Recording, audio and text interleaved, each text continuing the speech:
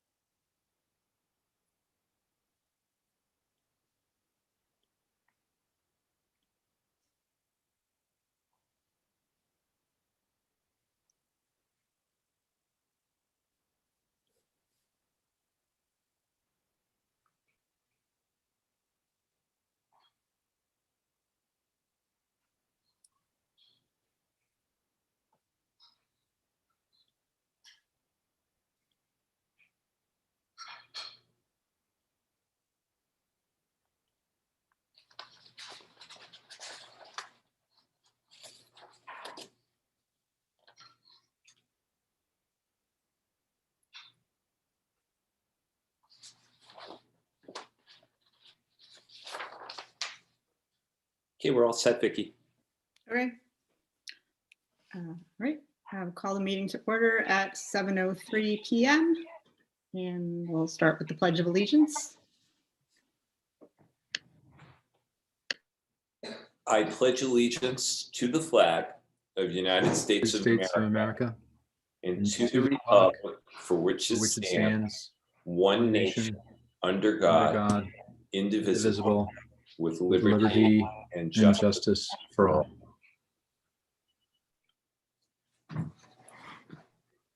Great. So next up, we'll read the statement on remote participation. Consistent with the Massachusetts Open Meeting Law, Mass General Law, Chapter 30A, Section 20, and Regulation 940 CMR 29.10, which allows for remote participation in certain circumstances under the Massachusetts Open Meeting Law regulations. The Mendon-Upton Regional School Committee will be conducting this meeting remotely. In this particular case, all 6 members of the committee are participating remotely and virtually through video conferencing.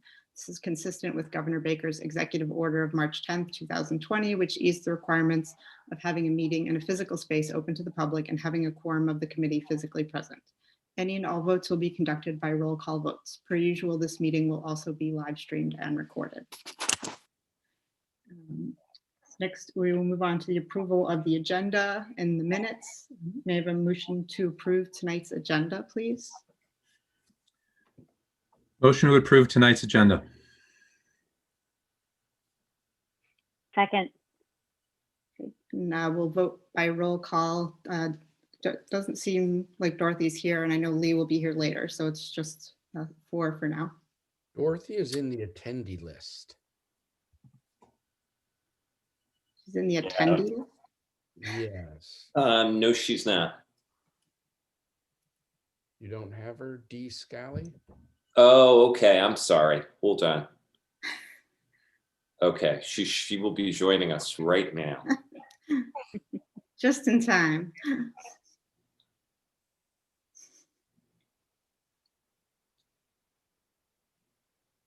Okay, yeah, she should be here. Okay, very good. Just in time for a vote, Dorothy. There you go. We have heard you all. I was there. I just wasn't connected somehow. Sean Nicholson, aye. So we had a motion to approve the agenda and a second. So we're now voting on that. Sean Nicholson, aye. Bill Dezetter, aye. Carrie Lawrence, aye. Dorothy Skelly, aye. Vicki Ludwigson, aye. All right, the agenda is approved. Next, can I have a motion to approve the open session minutes from January 25th, 2020? Make a motion to approve the open session minutes from January 20th, 2021. Second. and vote by roll call. Sean Nicholson, aye. Phil Desutter, aye. Carrie Lawrence, aye. Dorothy Scully, aye. Vicki Ludwigson, aye. Next, there's, do we have the executive session minutes from January 25th?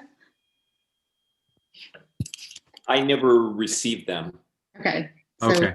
we can table that. They're in email, Joe, but we can approve them we can approve them. I sent them out Thursday, I believe, but that's okay. Oh, I apologize for not disseminating those. No worries. We just table those. Yeah, we'll table those till next meeting. Okay. So then we'll move on to student comments. Thanks for being here, Owen. Oh, well, thank you very much for having me.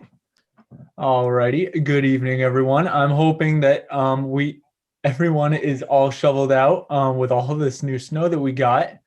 Of course,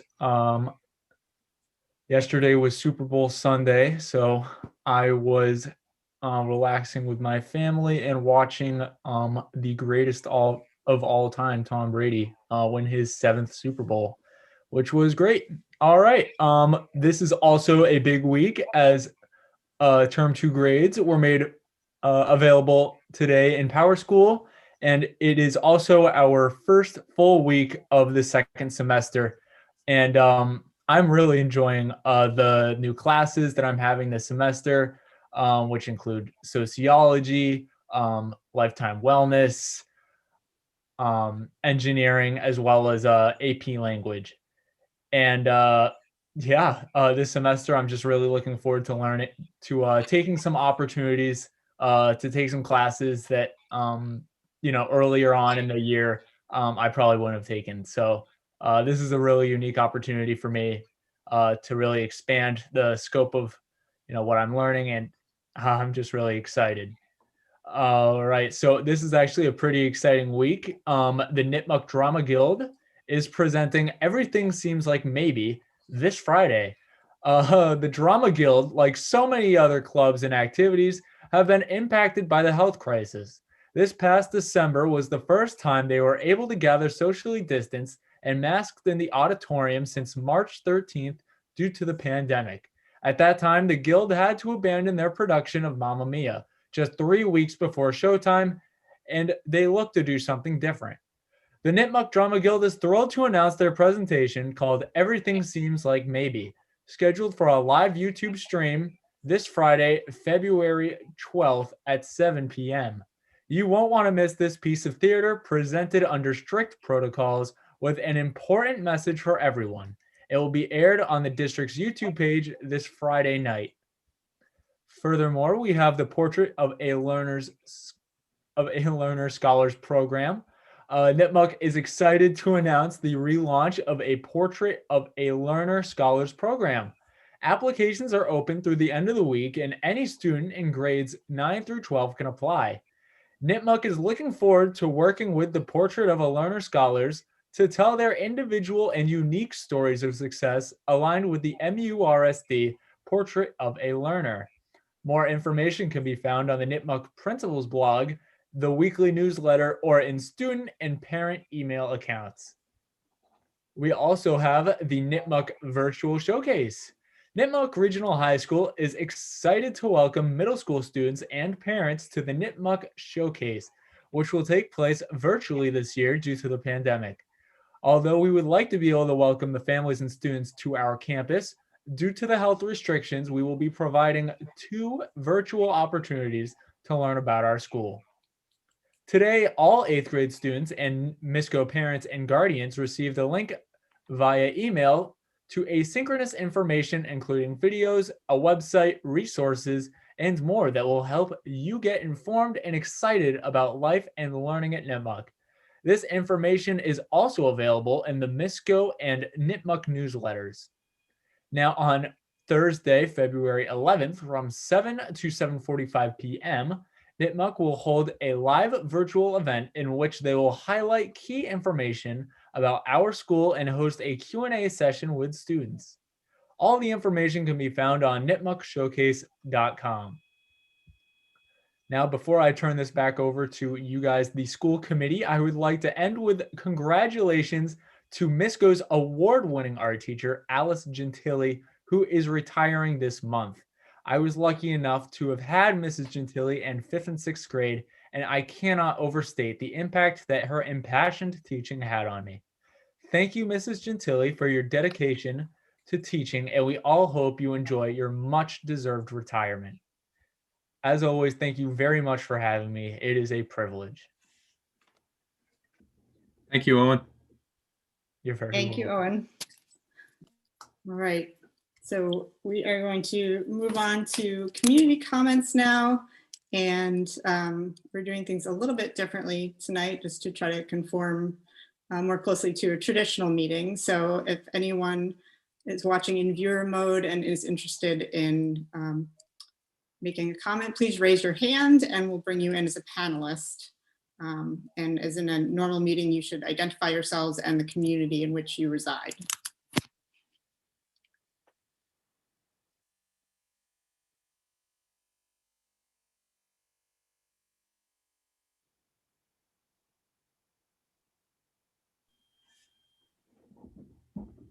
Not seeing any hands. Oh, no.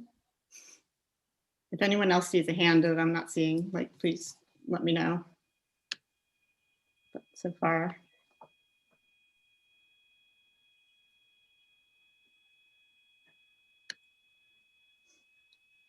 Right.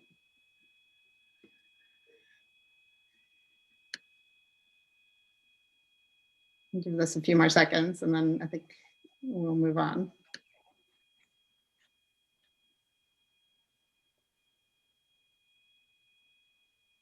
Oh, sorry, I have Dorothy Scally's hands raised. Had to catch the button, didn't you? Just checking that it works. All right, I don't see any hands raised, so I think we will move on to superintendent's comments. All right, good evening, everybody. For 3 very, very quick items this evening. First off, just to get the information out about kindergarten enrollment. I know that there's been some chatter about it. Intentionally, we're a little bit later this year than we have in traditional years. We're kind of back about a month. And the obvious difference is this year, all of the kindergarten orientation events for parents will be done virtually and through Zoom. The first one is actually in a couple nights, this Wednesday at 7 o'clock.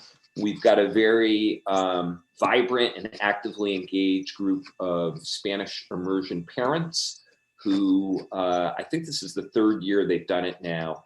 We'll be having an evening on both parent and student reflections on the Spanish immersion program. It's a terrific evening.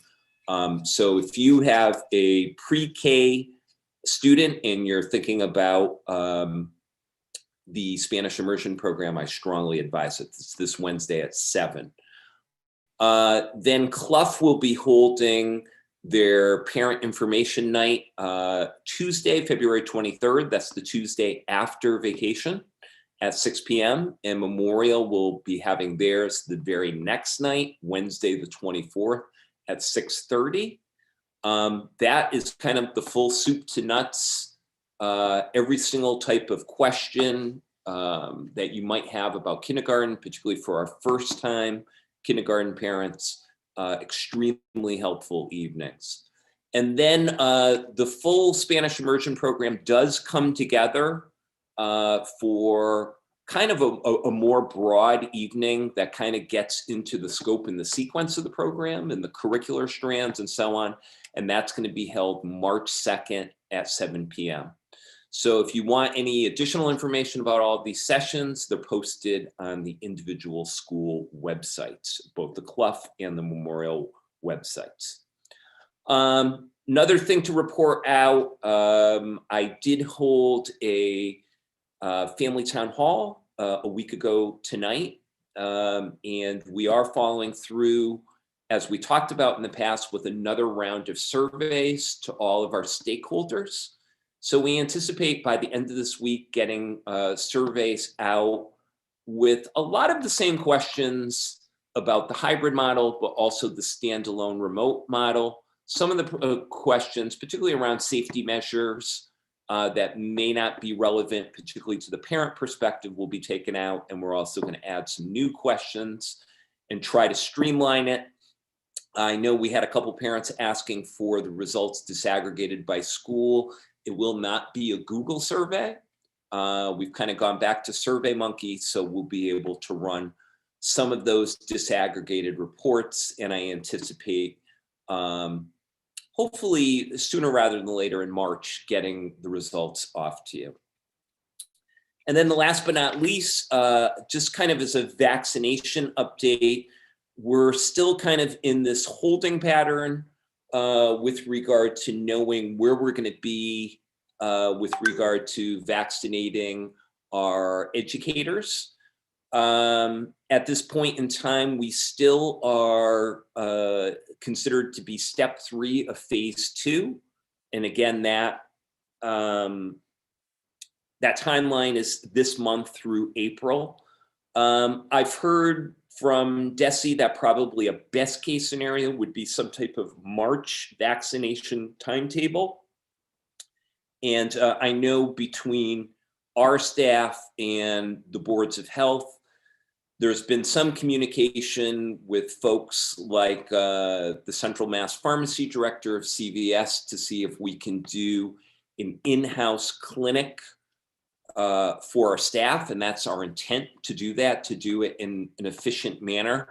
However, at this point in time, it's obvious that the demand far outweighs the supply.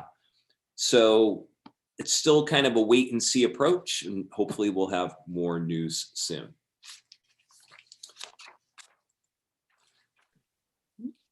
Hopefully it's sooner than later. Yeah. Any comments or questions from the committee on any of that before we move on? We'll move on to the budget subcommittee update. Yes, so we had a budget meeting last week. The first round of information coming out from the school district, I think Joe's prepared to talk about that tonight. And we've also come up with essentially a set of objectives that we're focused at, giving our kids the support they need to go through a successful education. And then we've got to think about how they've been affected by COVID, and we've got to support them in that respect as well. So we've got a challenging year coming up. We're right in the beginning of the process. The state hasn't given us all of the budget numbers yet that we require to finalize the budget, but I'll let Joe take the details away. Thank you. Let me just do a screen share here, and we will be up and running in 1 minute.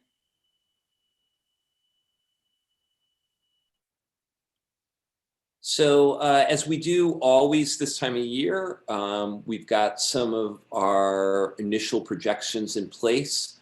As I do every year, I'd really like to thank the principals and all of our department heads for being so thoughtful about putting together something that best meets our students' academic and social emotional needs. And I'd also like to thank the members of our budget subcommittee for, again, as always, being very thoughtful in their approach.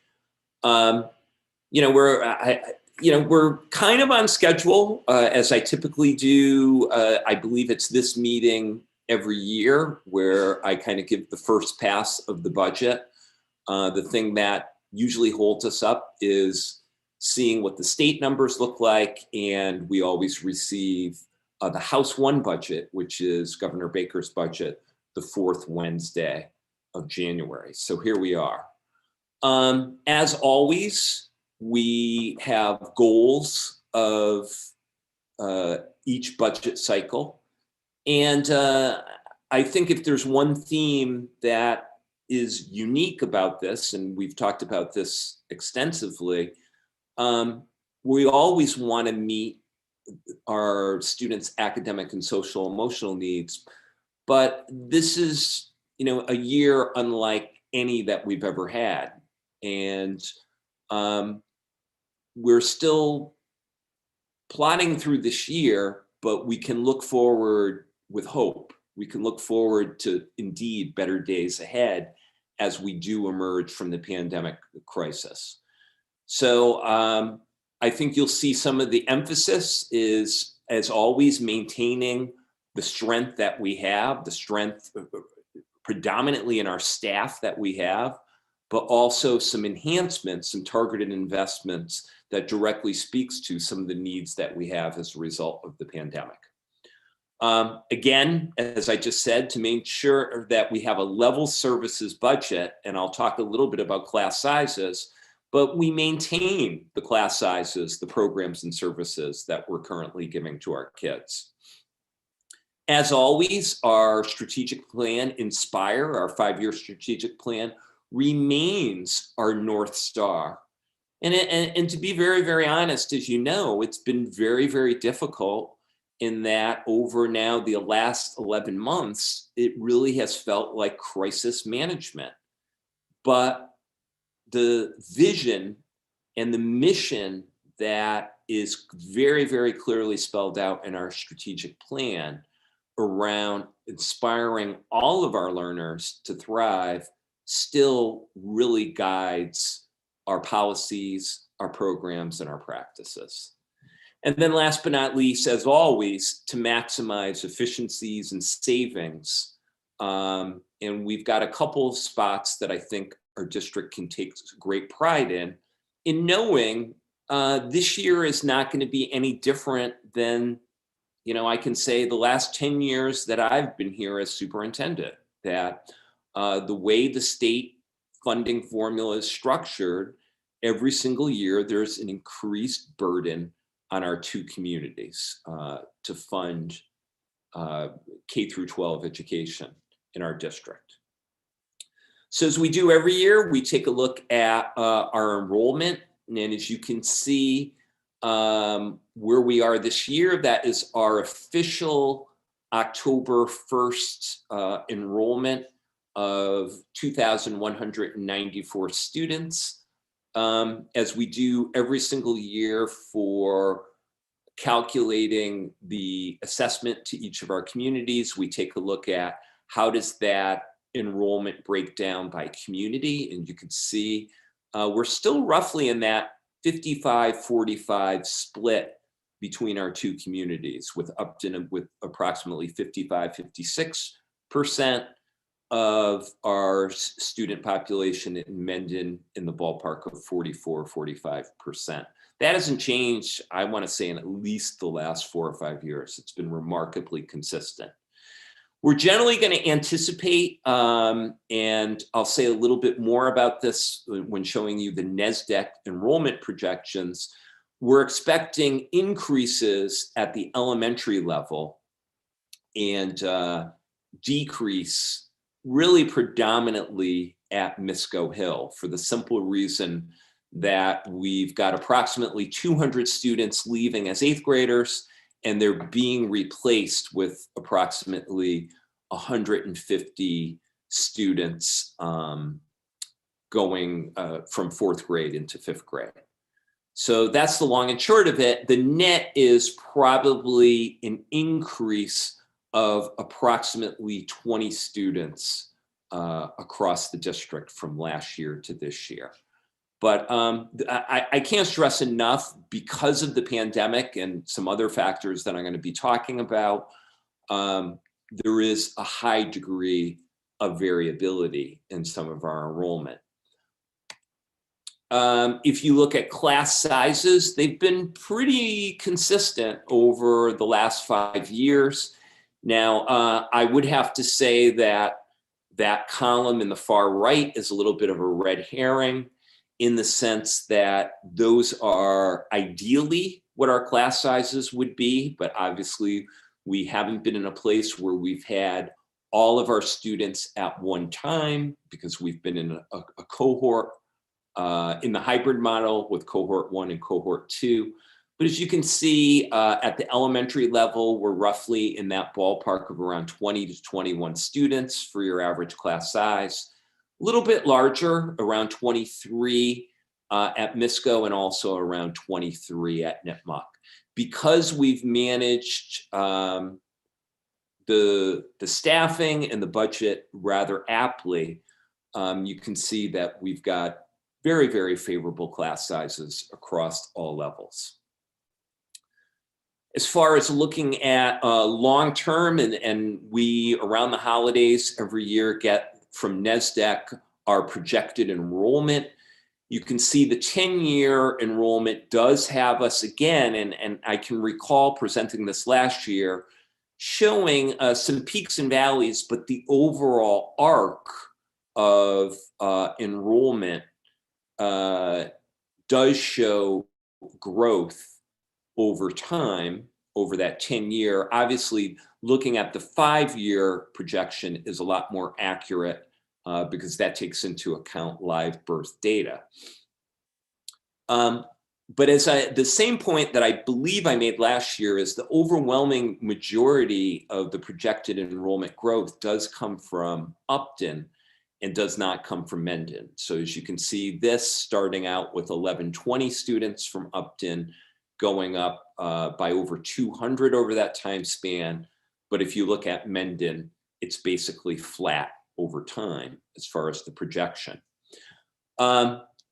This is probably the most valuable slide that we look at in projecting out enrollment from year to year and kind of figuring out how many students are going to be showing up and enrolling in kindergarten at both Clough and Memorial.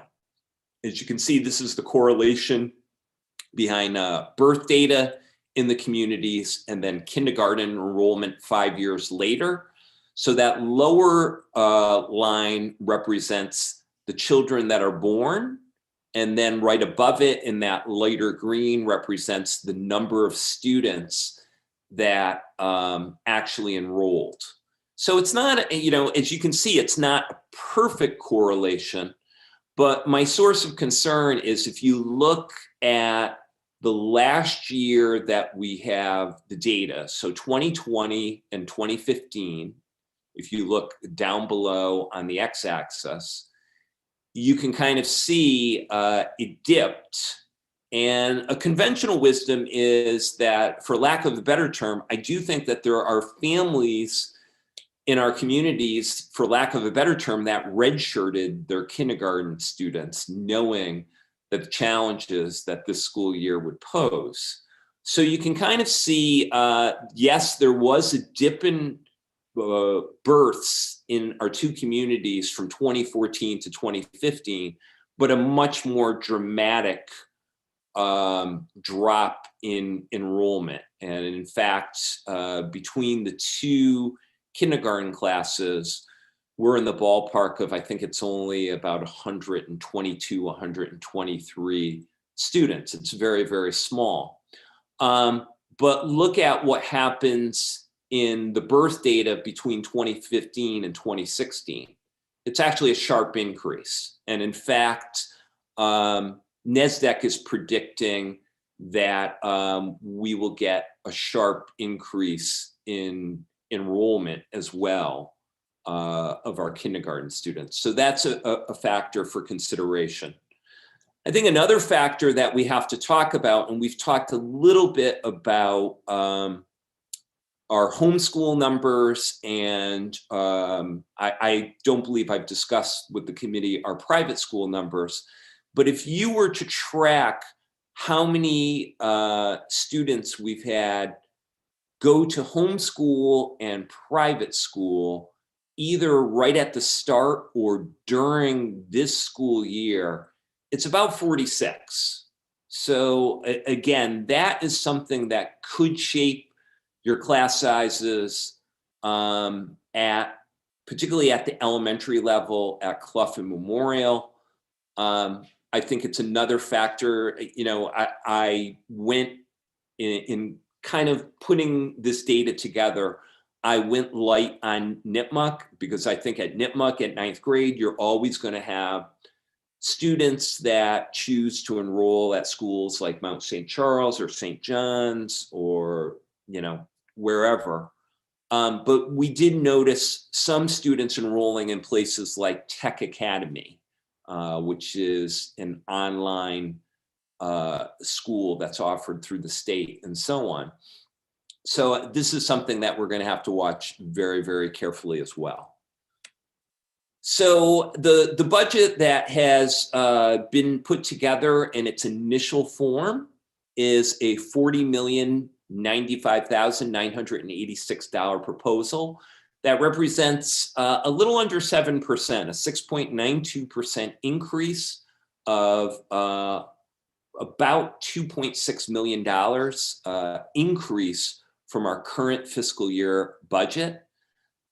This is a level services budget. So for those of you who may be watching that don't know the term level services, it means keeping in place exactly the same programs and services and level of services that you have in the current year. Again, because this year is so different, obviously the services such as standalone remote and things like that are not included in next year's budget. But keep in mind, a lot of those programs and services have been paid through federal stimulus grant funding, such as the CARES Act and so on. But in addition to maintaining level services, it also addresses some of our most critical areas of need. And I will talk a little bit more about that in detail. And then really, I think this is the key piece. It's focused on what our students need, particularly coming out of the pandemic. And again, I think about some of our academic needs and also some of our social emotional needs of our students.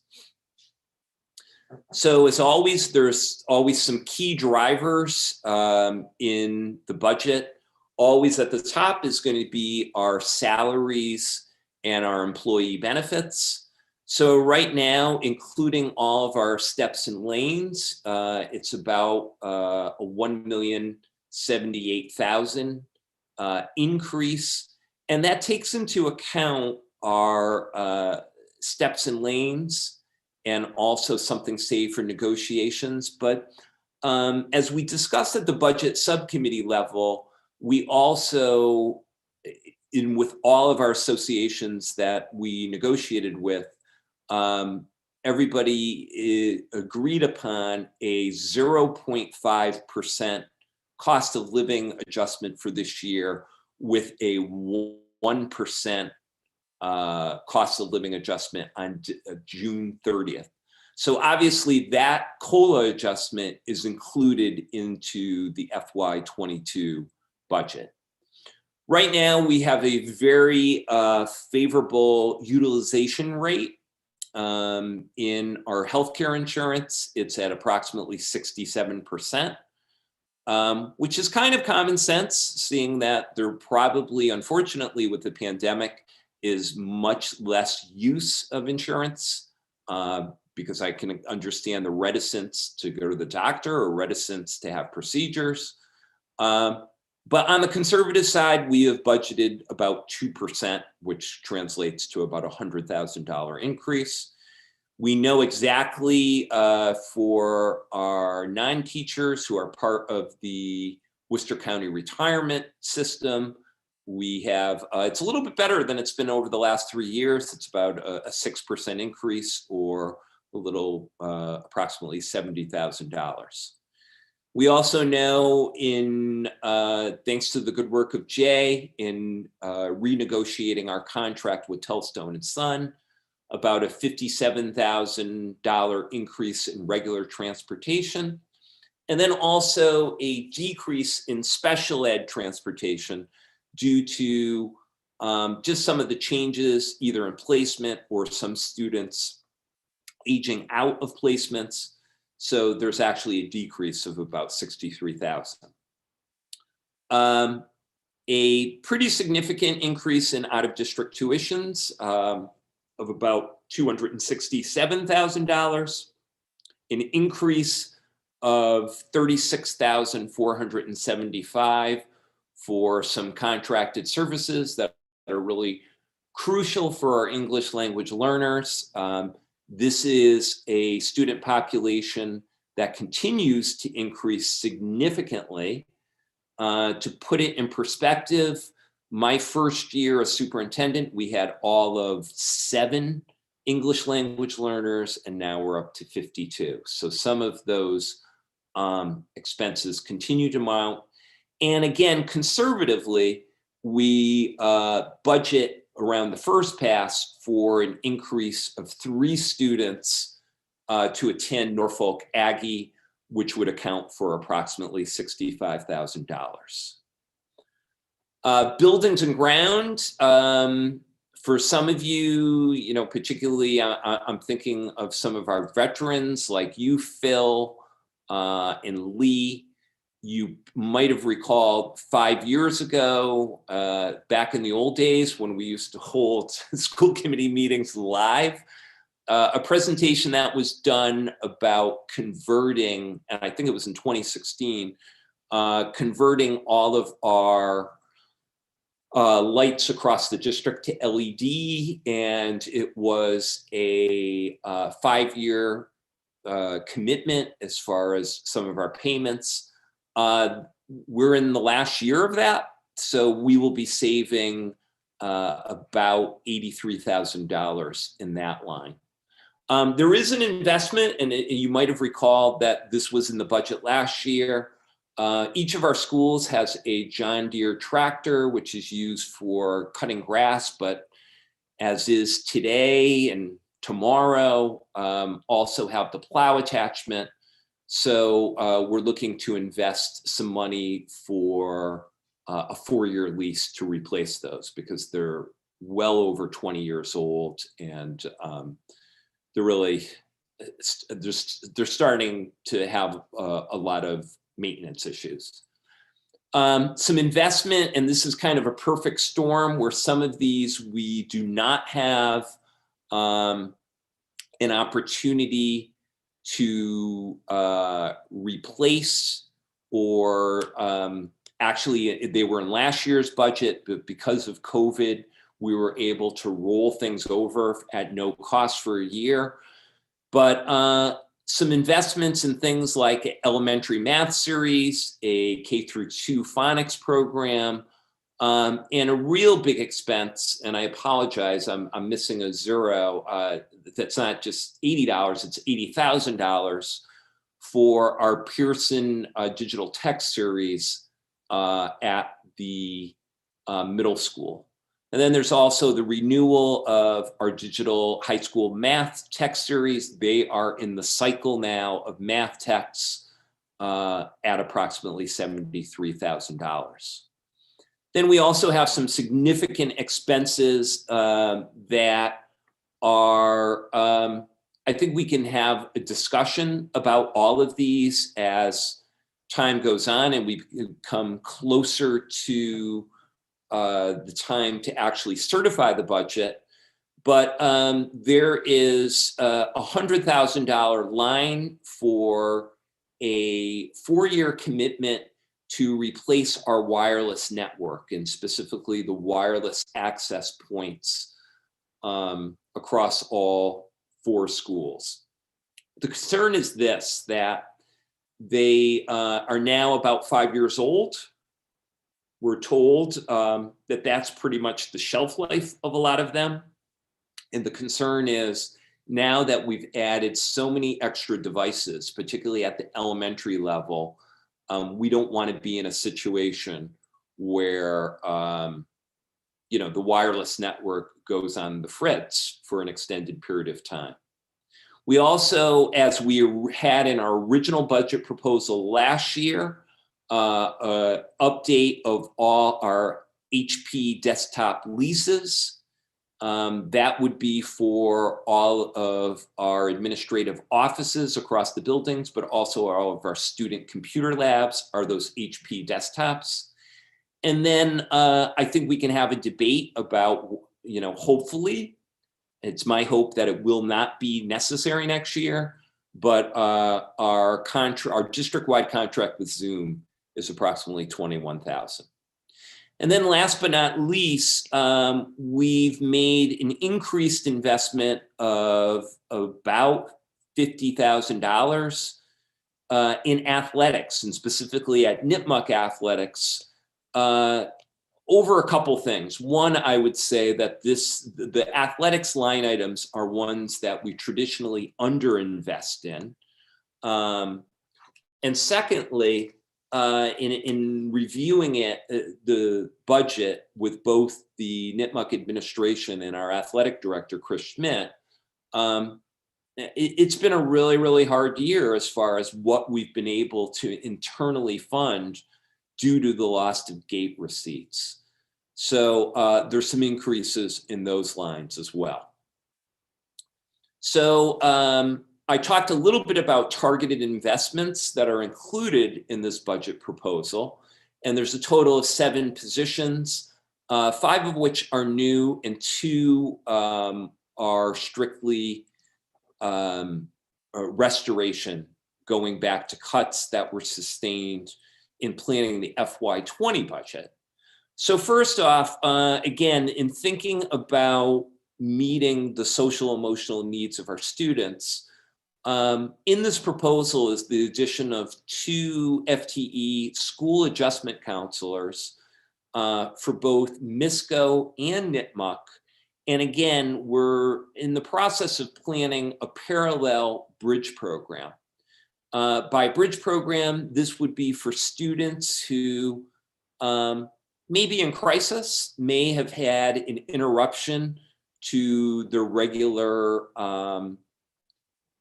time attendance within the school setting at either MISCO or Nipmuc, or just need breaks during the day and need some intensive services where there is a liaison between either outside service providers and obviously the home. This is something, in my humble opinion, that's long overdue. I think also, particularly at that level, and I can honestly say across all levels, I think we need additional mental health counselors, mental health providers in all of our schools. We've talked about it at the committee level, even after a couple of years ago or a year and a half ago, with the Futures report, that this was a real area of critical need. So this is included in the budget proposal. There's also an additional 4th grade teacher at Memorial. I think I talked about, we're anticipating Memorial's enrollment to be in the ballpark of approximately 500 students next school year. We do know that in this year's 3rd grade class, our hybrid class sizes, if you put the 2 cohorts together, is approximately 23. If you're also to add the standalone remote students, it adds 3 or 4 students to each section. So we're talking about, if we do nothing, of class sizes at 4th grade being in the 26, 27 ballpark. So I think it's a smart, targeted investment to make an investment for this need to keep class sizes reasonable. Then also is the addition of 2 elementary instructional coaches for both Clough and Memorial. And in thinking about really a lot of the critical work that needs to be done that we've talked about time and again in analyzing things like academic performance data, looking at what Maureen is talking about, the data that we're going to cull from the Panorama survey, and looking at other social emotional data. Somebody to lead all this, but also somebody to get into classrooms and to work with teams of teachers, to work with individual teachers in planning really high quality lessons for our youngest learners, but also working with individual teachers, teams of teachers, in crafting really effective interventions if there are gaps in learning. So I see this as these are two real critical positions that somebody who's a master teacher, and I think we have plenty of them in both of our buildings, could fit the bill for this position. And I also think that a lot of districts that are really ahead of the curve have these in place. So I view these as critical. We've talked about this for 2 years, and we've talked about it in the context of concerns around our accreditation through NEASC. But if you recall, in the spring of 2019, we cut this position, the library media specialist at Nipmuc, to make the budget balance. So this is included in the budget as a restoration. And then we also, in spring of 19, cut one of the tech support positions. This is also restored. And again, I go back to, for all intents and purposes, we're now a one-to-one district. And now we have an additional approximately 850 devices at the elementary level.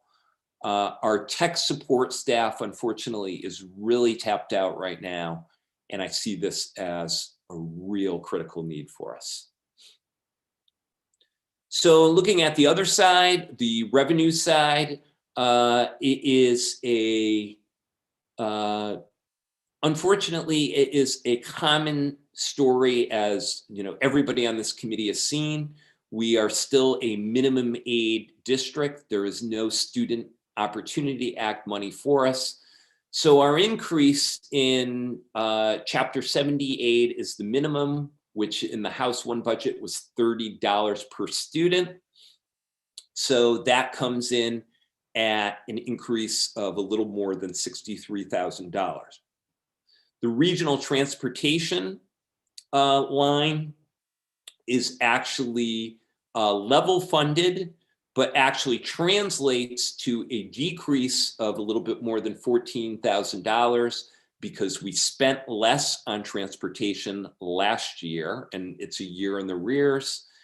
And then a modest decrease in charter reimbursement. And again, it's generally not a big player because we do not have that many students from our two communities in charter schools. So our net increase is a little bit more than $44,000, which translates to a whopping 0.33% increase. Therefore, as we've talked about before, all of the onus for increase in our budget does fall to our two communities.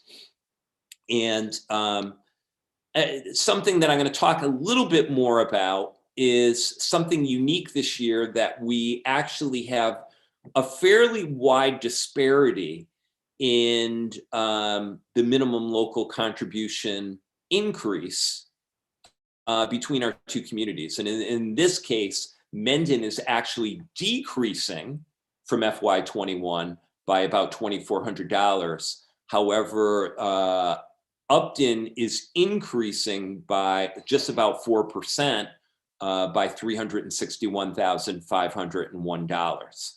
So as a result, in additional for that additional local assessment of $2.4 million, at this point in time, it would translate to about an additional $868,000 from Mendon and an additional $1.5 million from Upton.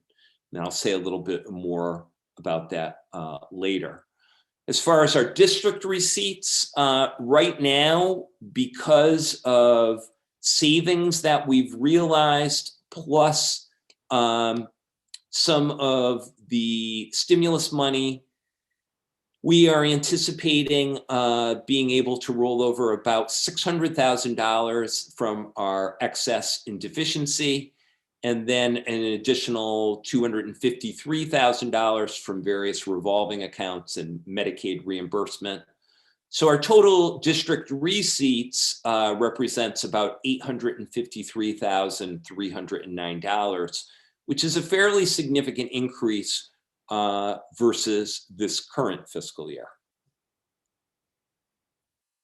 So if you look in the packet that I shared with you, this is just kind of the how it looks right now on our books. It is in the supporting documentation document that is in your packet with our 6.92% increase. And what is highlighted here is the increase to Mendon of $868,174, and then the increase to Upton of $1,545,688. So something that I do want to say, and you know, obviously you notice that that is a big delta between the two communities and why that difference. And again, every year we do talk about target share, which essentially in real simple layman's terms is taking a look at each community based upon things like enrollment, and really two driving factors to determine the wealth of the community, looking at aggregate property values and aggregate personal income levels.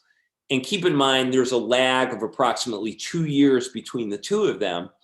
But those two factors being known as MGRF, which stands for Municipal Growth Revenue Factor. So as I show every year, and I kind of update this every year, these are all of our neighboring communities.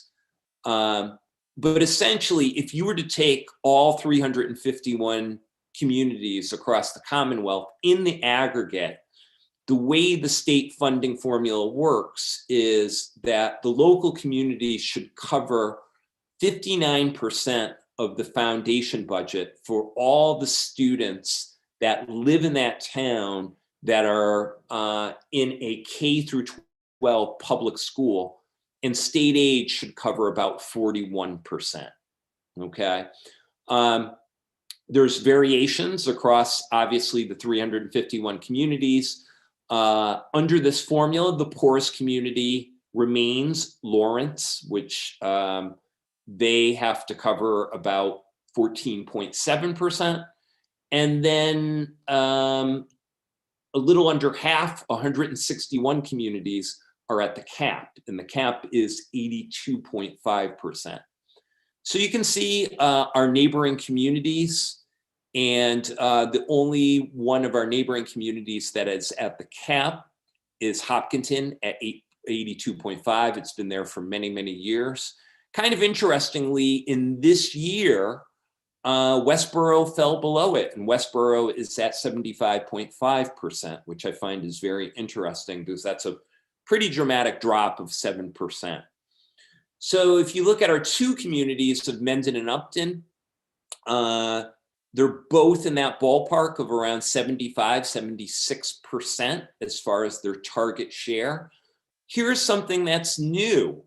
For the FY22 calculations, both of our communities are above their target share. And actually Mendon is over 3 percentage points, roughly 3.6% above its target share. And Upton is approximately 0.5%. I can say in my 10 years of being superintendent, this has never been the case. And usually part of the discussion here is how far below the target share is. I can tell you this, that both communities' target share did decrease from FY21 to FY22. And myself and Jay and Maureen had a conference earlier this afternoon with Rob O'Donnell, who is in charge of the Office of School Finance at DESE. And basically, you know, he described FY22 as being kind of topsy-turvy, as an aberrant year with the pandemic. And it is a little mind-blowing to think that across the Commonwealth, K-12 districts have lost approximately 30,000 students in enrollment. So he said that is definitely a factor in determining target share. So I do find it intriguing that, when I was presenting this last year, 116 communities last year for FY21 were below target share, and that's been reduced to 46. So keep in mind, this is something that changes from year to year, but it's also the factor that determines a community's minimum local contribution. And in talking it through with Rob, that kind of is one of the explanations between the fairly significant delta between Mendon and Upton as far as their increase in minimum local contribution. And again, Mendon actually has a decrease in minimum local contribution. So again, in summary, as I say every time, this is just the first pass of the budget. It's still early in the process. We, as always, have variables. The largest one is always healthcare insurance. I think Jay does a terrific job in negotiating that every year. The bare minimum that we are willing to accept would be a 0, and we actually are aggressively pursuing an actual drop in rate. Again, the tech expenses, I've asked Joe Lakeview to take a look at those expenses, particularly around the wireless network, very, very carefully.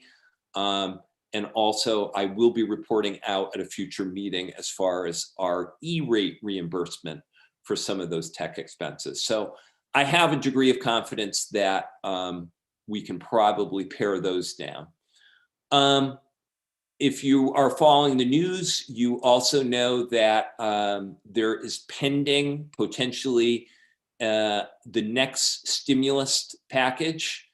The proposed Biden $1.9 trillion stimulus package will have approximately $300 billion for K-12 education. That could also represent some savings for our district and also some potential carryover funds for FY22. Again, I can't stress enough that this is a very, very strange year where, it's very difficult to predict a lot of trends. But the fact remains that our communities, pandemic or no pandemic, will continue to be minimum aid communities. And unfortunately, those Student Opportunity Act funds are earmarked for districts that have higher, significant need populations than Mendon and Upton do. And in all likelihood, this budget request will exceed each of our two communities' Proposition 2.5 levy limit and would require an operational override. But I would like to, I know this seems like 7 years ago, but kind of go back to the future. And actually this picture that you see here is March 9th, 2020. It was approximately 11 months ago.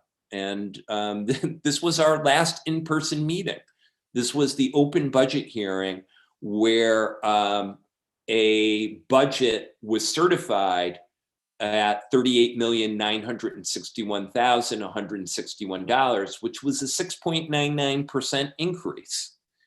And lo and behold, that was Monday the 9th, and little did we know that Friday the 13th would be our last day with all of our kids for all in-person instruction. And just to kind of re-go over this, what happened historically, the pandemic struck. We had great concerns about financial resources. I was told both by DESE and my State Superintendents Association to plan for a 10% reduction in state aid. So what this committee did very wisely back on May 5th was to recertify that budget at a dramatically lower amount, at over $1.8 million lower.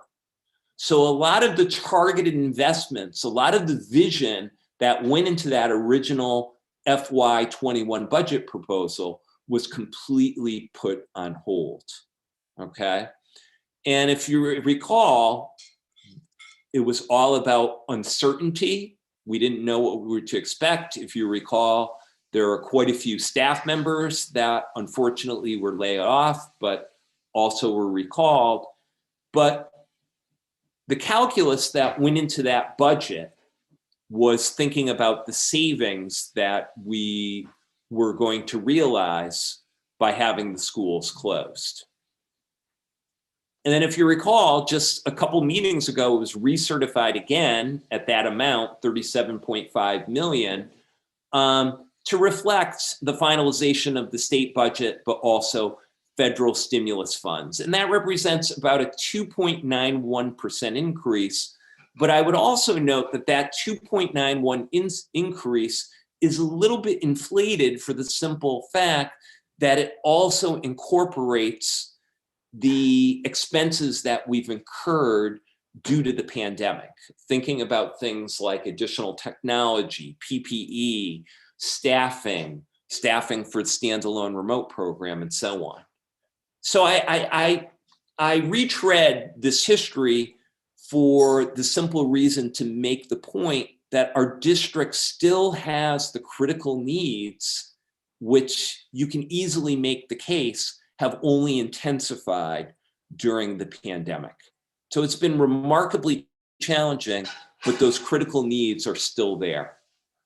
And again, though, even with those needs, I still go back to our North Star, our strategic plan that I know many of you were involved in crafting 3 years ago, that really talked about what are the programs and services in place that we need to have so all of our kids can thrive? What do we need to put in place so that all of our kids at every level, and particularly upon graduating from Nipmuc Regional High School, can achieve the portrait of a learner? So again, that still very much is our North Star, in addition to the multitude of needs that we have coming out of the crisis. So that's where we are at this point. I'd be more than happy to take any questions that any of you might have at this time. Can I ask maybe a clarification from you or Jay, Joe? Sure. That I think is important if you back up one slide. Sure. Right there? Yep. So I think it's important to note that the to your point, the 1.97% increase when we recertified that actually did not include federal monies or some of the increased monies I believe that we were talking about, but that the 37.5 did, that was certified for this year's budget. I guess the question I'm asking is how much of that funding, it'd be great to know, was federal grants or COVID related funding that we were given? Of that last certification? Yes. Jay, would you know, could you give a ballpark of, between CARES and, the different streams? Sure. Actually, the difference between what we certified in May and what we certified in January was the addition of $432,000 in E&D, which was the money that we carried over initially from extraordinary relief and circuit breaker. We had to use it last year, which meant we had additional money rolling into E&D. We're appropriating it this year so that we can apply it so that the budget stayed balanced. As far as the federal and state grants that we have, we got about $487,000 through what's called the CVRF, Coronavirus Relief Fund, which all has to be spent this current year. And then there's 3 or 4 other grants that probably total about $300,000 that we should be able to carry into next year, but we're not really sure yet. I also did apply for some reimbursement from FEMA, which has been spinning in wheels in Washington for quite some time, but we're hoping to get something back out of that as well. And that's about it for right now. We also, like we should mention, we did get about $400,000 from both Mendon and Upton in their CARES Act money, which helped us purchase the iPads for K through 5.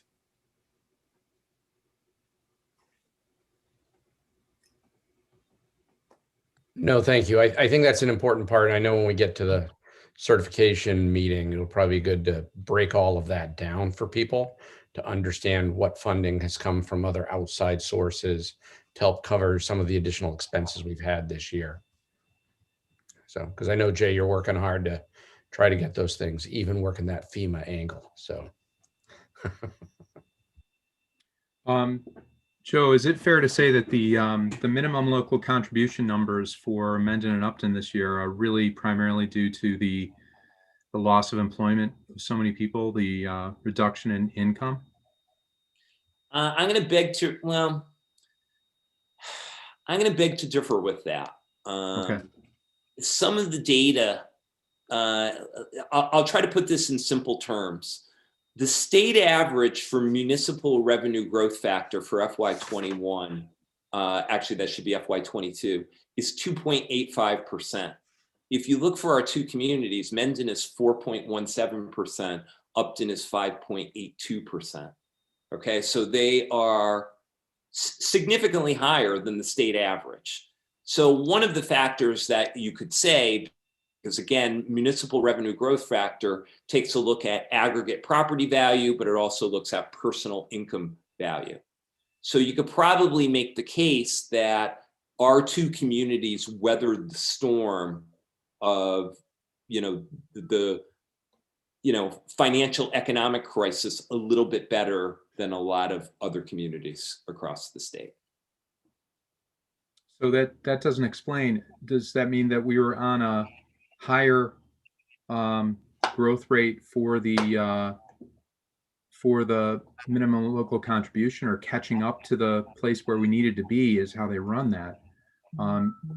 We're on a higher growth pattern than we deserve to be. I don't understand how we could have been caught up all of a sudden.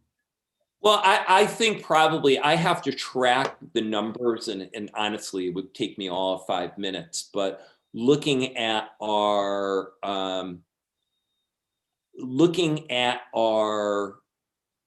enrollment loss in Mendon versus Upton, my gut tells me probably there's a greater loss in Mendon than there is in Upton. That could be one factor. Another factor is also looking at relative effort versus how much people are being taxed of effort versus capacity. So those are the factors that went into, right now, as you can see, the minimum local contribution actually decreased in Mendon by $2,419 versus Upton, where it's an increase of $361,501.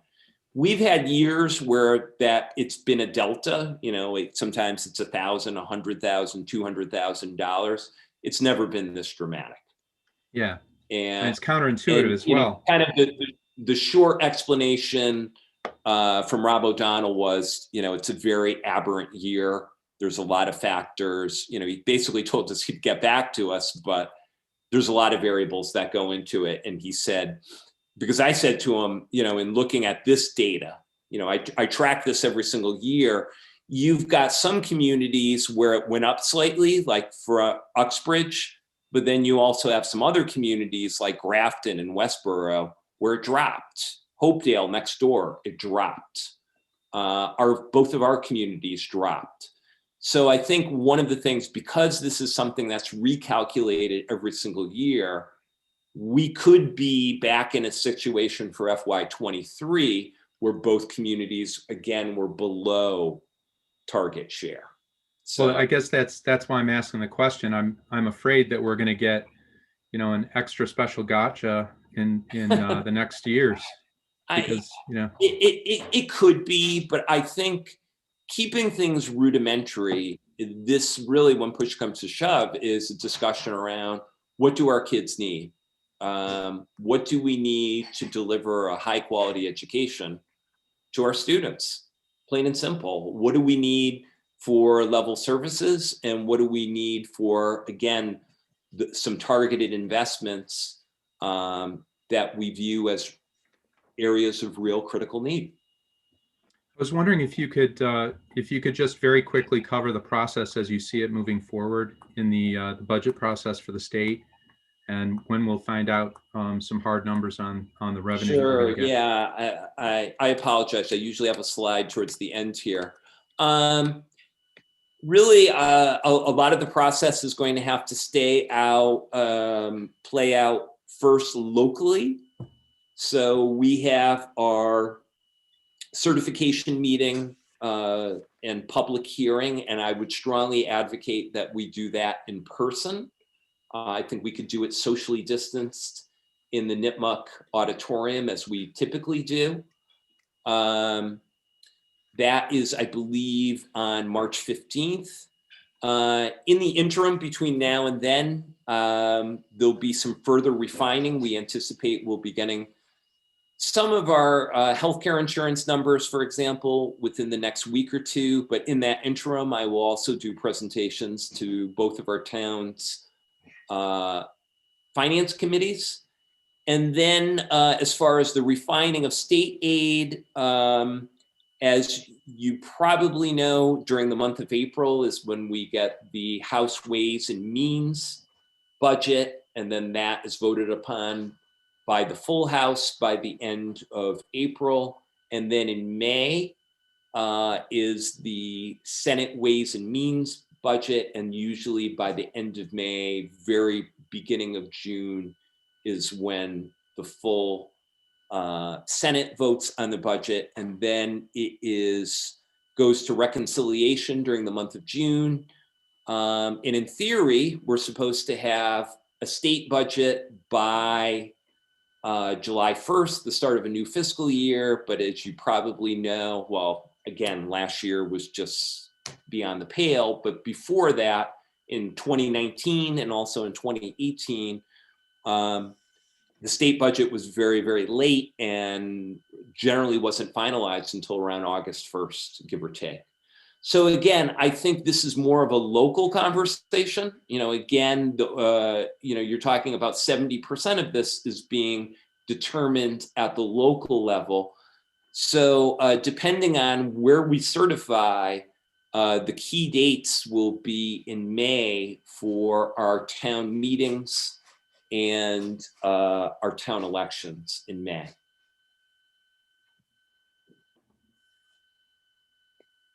Thank you.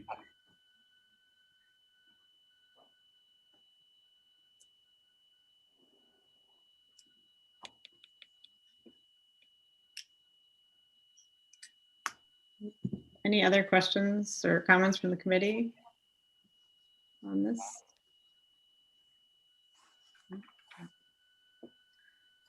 All right, thank you. So our next step is just some fine tuning at the next meeting, right? Yeah, and as I typically do at the next meeting, I will provide an update on where we are.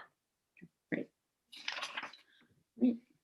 So move on to new business.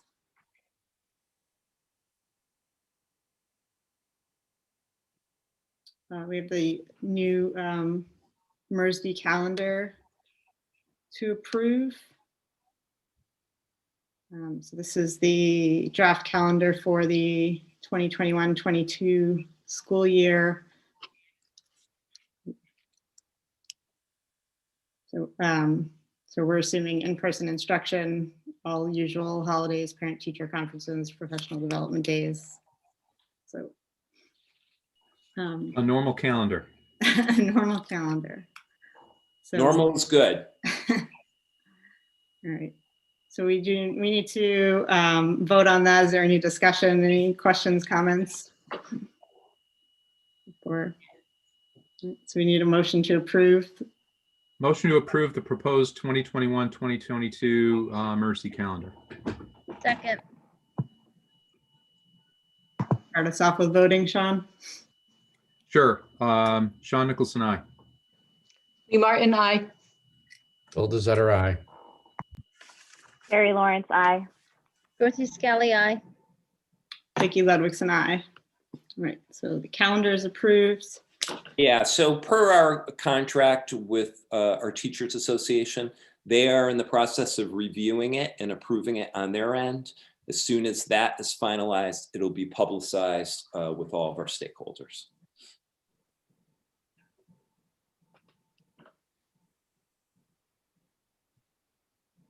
Okay, so are we approving that tonight? Oh, or- yeah. Okay. Did you vote? I apologize. That's okay. Just making sure. I didn't want to prematurely approve something. All right. So then we need a motion to approve the MOA with MRDA on live streaming and concurrent teaching. Go for it, Carrie. Okay, then I make a motion to approve the MOA agreement with MRDA on the live streaming and concurrent teaching practices. Second.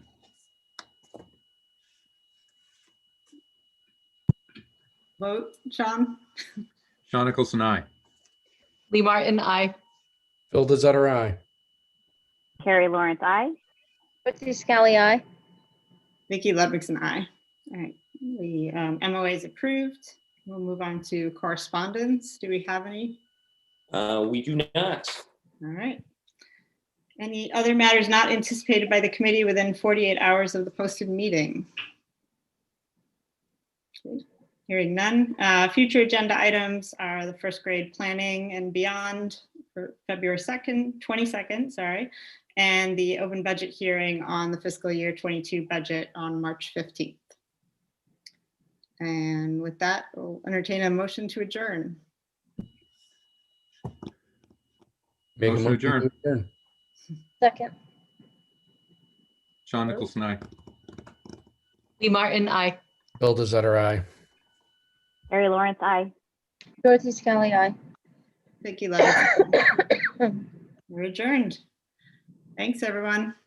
Thank you. Good Good night. night. Good night. Maureen, don't go away. She already go? Oh, she's here. Is the live stream done, Joe? I Still gotta, live, yeah, I'm gonna, still live. hold on, I'm gonna end it.